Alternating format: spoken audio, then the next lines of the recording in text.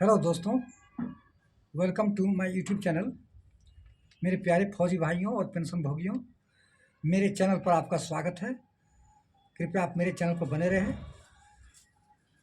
और ज़्यादा से ज़्यादा लाइक कीजिएगा, सब्सक्राइब कीजिएगा, अपने दोस्तों के साथ शेयर कीजिएगा और आइकन बेल पर प्रेस कीजिएगा ताकि आपको जो नई नई जो अपडेट जो आएगी आपको समय पर मिलती रहेगी।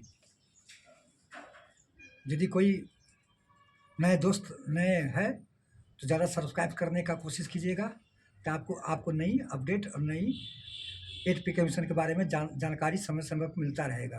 तो दोस्तों, मैं आपके बारे में एक जो नई अपडेट आई है ईटीवी भारत और फाइनेंशियल पत्रिका और बिजनेस के अनुसार, फाइनेंशियल एक्सप्रेस के अनुसार मैं आपको बताने वाला हूँ।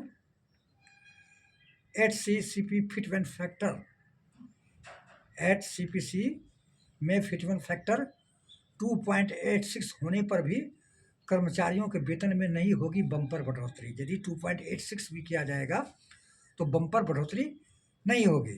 इसका क्या कारण है, क्या वजह है, इसके बारे में पूरी जानकारी दूंगा।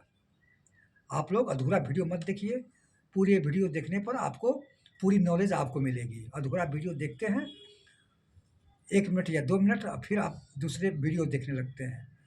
तो अच्छी जानकारी के लिए आपको आप समाचार सुनिए। वीडियो पर जो चैनल पर जो जानकारी दी गई है उस जानकारी को हासिल कीजिए। तो दोस्तों, इसका वजह क्या है? 2.86 भी कर देगा तो अभी बम्पर बढ़ोतरी नहीं होगी। वेतन आयोग डीए के मूल वेतन में शामिल करने से लेकर सैलरी स्ट्रक्चर से अन्य भत्तों में संशोधन करने तक पर विचार करता है। वो सिर्फ ओनली बेसिक नहीं, उसका सैलरी और अन्य भत्तों पर भी उसका विचार करता है 8वां वेतन आयोग में। केंद्र सरकार द्वारा 8वें सीपीसी के औपचारिक गठन की उल्टी गिनती शुरू हो गई है। उल्टी गिनती शुरू हो गई है 8वां वेतन आयोग का हो चुकी है। वही कर्मचारियों के बीच फिटमेंट फैक्टर का अंतिम निर्णय को लेकर चिंता और उत्साह बनी है। वही कर्मचारियों के बीच में पेंशन भोगियों को फिटमेंट फैक्टर के लिए अंतिम निर्णय, अंतिम जो डिसीजन है उसके लिए चिंता हो गया, उत्सुकता बनी हुई है, जिज्ञासा बढ़ी हुई है कि कितना फिटमेंट फैक्टर बढ़ेगा। दरअसल तो फिटमेंट फैक्टर वो मापदंड है जिसके आधार पर आयोग केंद्रीय कर्मचारियों के वेतन में बढ़ोतरी और तय करता है। हालांकि फिटमेंट फैक्टर को अभी तक कोई आधिकारिक घोषणा नहीं हुई है, ये सारे अनुमान है। आधिकारिक घोषणा जब रिपोर्ट केंद्र सरकार को देगी, अध्यक्ष चेयरमैन जो बनेगा और उस पर जो केंद्र सरकार फैसला लेगी वही अंतिम निर्णय होगा।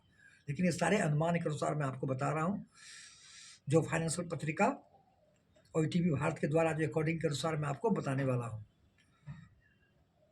कर्मचारियों के वेतन में बढ़ोतरी और तय करता है। हालांकि फिटमेंट फैक्टर अभी तक कोई आधिकारिक घोषणा नहीं हुई है, लेकिन मीडिया रिपोर्ट्स के अनुसार HCPC में फिटमेंट फैक्टर 1.92 से लेकर के 2.86 के बीच में होगा। बीच बढ़ोतरी हो सकती है। सवाल उठ रहा है कि क्या फिटमेंट फैक्टर में बढ़ोतरी से सरकारी कर्मचारियों को वेतन में भारी बढ़ोतरी होगी। सवाल ये भी उठ रहा है कि केंद्रीय कर्मचारी को फिटमेंट फैक्टर में यदि बढ़ोतरी होती है तो क्या वेतन में भारी बढ़ोतरी होगी। फाइनेंशियल एक्सपेक्ट्स के अनुसार HCPC में कर्मचारियों को मूल वेतन फिटमेंट फैक्टर पर लागू करता है, न कि ग्रॉस सैलरी पर। बहुत ये सोचता है कि पूरे जो पे हमको जो डीए अन्य जो तमाम भत्ता है उस पर फिटमेंट फैक्टर लागू नहीं, ओनली फॉर बेसिक पे और मूल वेतन पर लागू होता है।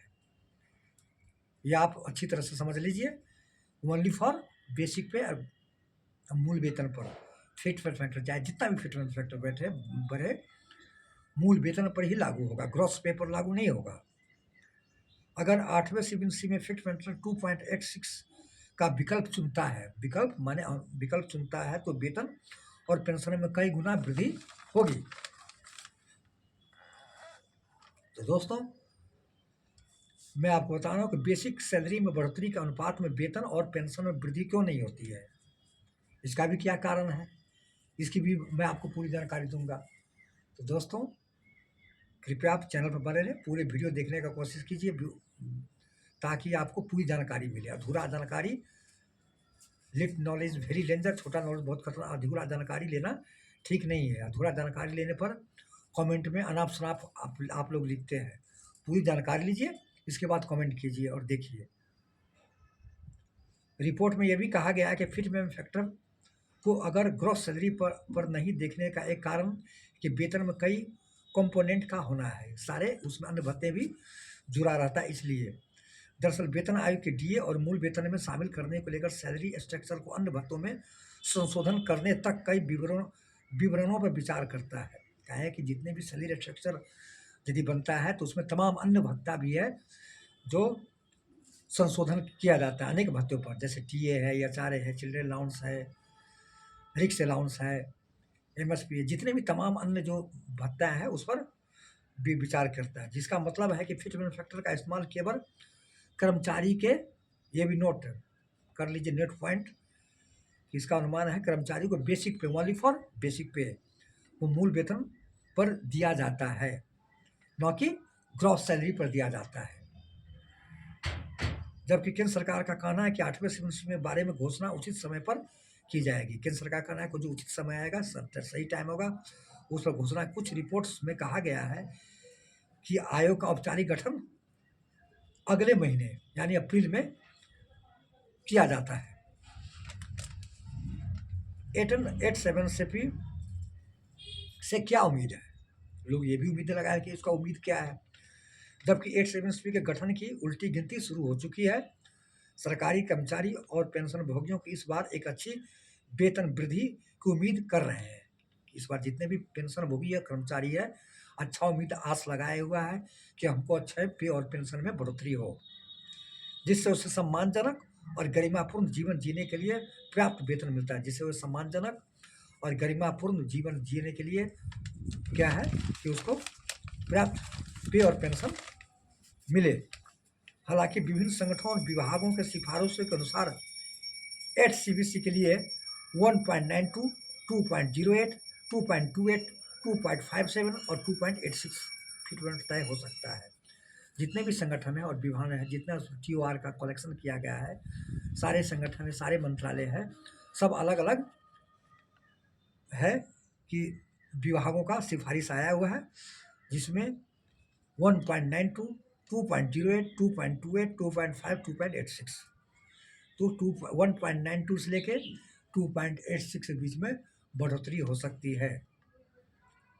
ये सिर्फ अनुमान है, निश्चित जो आपको फिटमेंट फैक्टर है, जो आपको जब वेतन आयोग रिपोर्ट देगी केंद्र सरकार को, केंद्र सरकार विचार करके जब कैबिनेट में यदि घोषणा करेगी, तब वो लास्ट फाइनल अगले साल फाइनल में आपको मालूम होगा कि कितनी फिटमेंट। ये सारे अनुमान है, क्योंकि ये सब अनुमान के अनुसार ये दिया गया है। तो दोस्तों, कैसा लगा कमेंट कीजिएगा, ज़्यादा लाइक कीजिएगा, सब्सक्राइब कीजिएगा। अभी दोस्तों, अभी ये भी एक अफवाहें उठ रही है कि 8वां वेतन आयोग में ये पेंशन भोगियों को नहीं लिया जाएगा, ओल्ड OPS वाले को। ये सब गलत र्यूमर अफवाह है। सारे को 8वें वेतन आयोग में सारे, चाहे सिर्फ UPS छोड़ करके OPS और जो सर्विस होल्डर है, जो अभी प्रेजेंट में सर्विस कर रहे हैं केंद्र सरकार के, सारे को बेनिफिट मिलेगा। ये नहीं है, ये सारे र्यूमर अफवाह उठा दिया है कि 8वां वेतन आयोग में OPS वाले, ओल्ड पेंशन स्कीम वाले को भी नहीं मिलेगा। जितने भी वेतन आयोग बैठा है, सारे में फैसिलिटी मिला है OPS वाले को, ओल्ड पेंशन स्कीम वाले को। क्या 8वें वेतन आयोग में नहीं मिलेगा? ये सारे र्यूमर है। इसका भी 3-4 चैनल पर लोगों को दिखला रहा है। ये अफवाहें से आप दूर रहें। ये सही बात है कि सारे का बेनिफिट जो सर्विस होल्डर है, जो सर्विस करता है, जो OPS कर्मचारी है, उस सारे को बेनिफिट 8वां वेतन आयोग में मिल जाएगा। सिर्फ उन लोगों को शामिल नहीं किया गया है जो केंद्र सरकार, जो PSU और ऑटोमेस और प्लस केंद्र सरकार के हाई कोर्ट और सुप्रीम कोर्ट के जज को शामिल नहीं किया गया है।